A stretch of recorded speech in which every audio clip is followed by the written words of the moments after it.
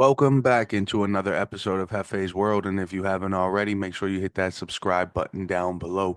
But let's go ahead and get right into today's episode. We are doing the Raw review episode. Raw kicked off with Adam Pearce in the ring with the Women's World Championship in the ring with him as well. He first brings out Io Sky and followed by Bianca. And then, of course, Rhea Ripley, he mistakenly introduced her as a member of the Judgment Day, which was extremely wild because she hasn't been a part of the Judgment Day in months at this point. So who knows where Adam Pearce's head was? But he goes ahead and gets right into it. He says that he was wrong for thinking Bianca could ref last week. And now everything will be a triple threat match. Bianca first, she cuts a promo and says that she's pretty much glad that Rhea's in the match at this point. She goes ahead, signs the contract. Rhea tries to speak. Bianca cuts her immediately off and says, sign the contract. You've done enough whining. And then Io gets pissed and pretty much gets ready to look like she's getting gonna exit the ring and not sign the contract. Bianca and Rhea, they get into each other's face. Io attacks them from behind, signs the contract, grabs the women's title, holds it up, and leaves. So that ends that segment. And then backstage, we are shown the Judgment Day. Finn and Dom get into it a little bit, going back and forth.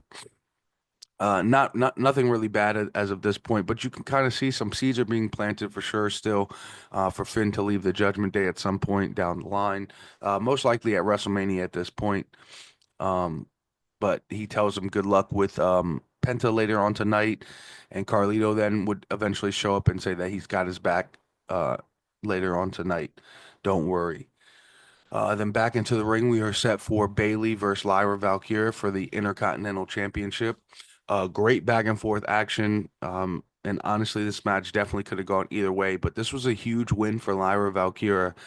She definitely needed this win under her belt for sure, to continue to prestige her title run here. So it's on the up and up for Lyra, and who knows what's next for her at this point. But it was good to see. I know this Friday, her and Bailey will be teaming up in the Gauntlet match, so that'll be interesting to see them work as a tag team together. But I feel like a lot of people wanted Bailey to turn when she came back and hugged her. We might get that turn on Friday, leading for their match at WrestleMania. So who knows? We'll definitely have to tune in for that. Backstage, we get Burke, who is interrupted by Chad Gable and Alpha America, but he says he didn't come to see him. Otis comes up and he rips his shirt off, and they pretty much pose together. So that was a little hilarious backstage segment to see. And then we get a backstage promo with AJ Styles and Karrion Kross ends up walking up, which is leading to a match between them next week on Monday Night Raw. So that'll be interesting to see. It's interesting when Karrion Kross is in the picture and he's feuding with somebody or trying to get a match with somebody.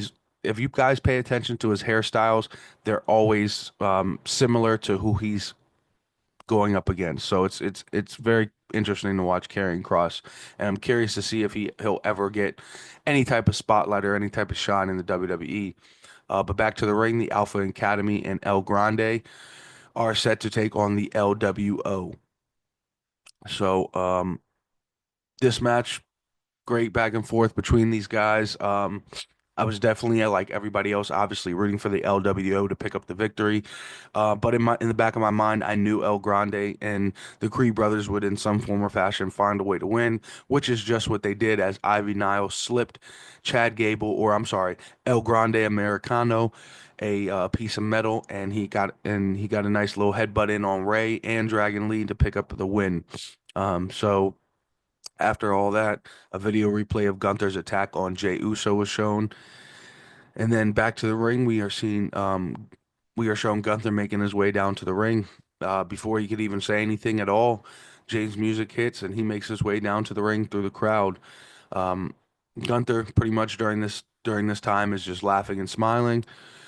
Jey cuts a great promo though. Talks about his mother and family and WrestleMania and how he's going to beat the living hell out of Gunther. This was a great 10 out of 10 promo from Jey. Gunther didn't get any words in. He looked uncomfortable in the ring. So it was really great to see. And then we get a video replay of SmackDown with Roman Reigns, Rollins, and CM Punk. And then back to the ring, we are set for some WWE. tag team action as the New Day are making their way to the ring. But before that, we are set. We get a backstage quick segment with Natalia and Maxine Dupree with Nick Aldis, followed up by Rey Mysterio coming into the room, and he pretty much tells Adam Pearce he wants a match at WrestleMania with El Grande Americano. And then back to the ring, we are set for that Raw tag team title match that I was telling you about against the War Raiders, the New Day and the War Raiders. Great back and forth match. This match actually ends surprisingly with the War Raiders losing this match by disqualification to the New Day. But after the match, the New Day would attack the War Raiders. So this tag team is far from over from going against each other. And I wish there was a lot more build and investment into this tag team division, but it seems that it's starting to get into a better direction. So we'll see how things go from here. But the New Day and the War Raiders are definitely not done with one another. And then after that, we get a video package of Cody Rhodes. Back to the ring, we are set for Penta versus Dom with Carlito. Great back and forth action between all these guys, but this match would end with Penta getting the win. After the match, Carlito would try and attack Penta, but Braun's music hits. He spears the living daylights out of Carlito and does a front flip at the end. And then he gets in the ring and spears Dom and Penta as well. He stands tall, but then Finn attacks him from behind, holds the title. Braun gets back up. He tries to go for a spear on Finn, but Finn exits the ring pretty quickly. And then we see and then after all this, we get Paul Heyman in the ring. Paul Heyman pretty much says he's been loyal to Roman Reigns, and he's CM Punk's best friend. He says when it comes to Mania, and then Seth Rollins' music hits. Um, Seth wants to know where his loyalty pretty much lies. There's a lot of back and forth going on between Seth, I'm sorry, not really back and forth. There's a lot of promo work that Seth cut here, and he pretty much says who's going to come to Seth Heyman's rescue. CM Punk eventually comes down and attacks Seth Rollins towards the end.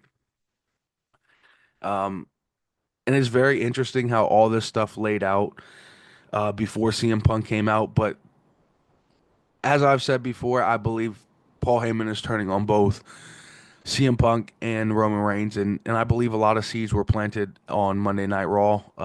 At the end of this promo, you see Paul Heyman go to check on CM Punk, and Seth Rollins is getting ready to hit his curb stomp on Paul Heyman, but he stops, and then he grabs a mic and says, "Now you owe me a favor." So, in my opinion, that right there solidifies the fact that Paul Heyman will be turning on both CM Punk and Roman Reigns at WrestleMania, and he will be joining forces with Seth Rollins. That, in my opinion, will be very interesting because both of those guys can definitely do great work on the mic, and Seth obviously needs no mouthpiece. Um, so we'll see how that works out. But I am 100% geared towards Seth being the next Paul Heyman guy. Let me know what you guys think in the comments below. Make sure you hit that subscribe button as well. And just remember, this is Hefe's World, and you're just living in it.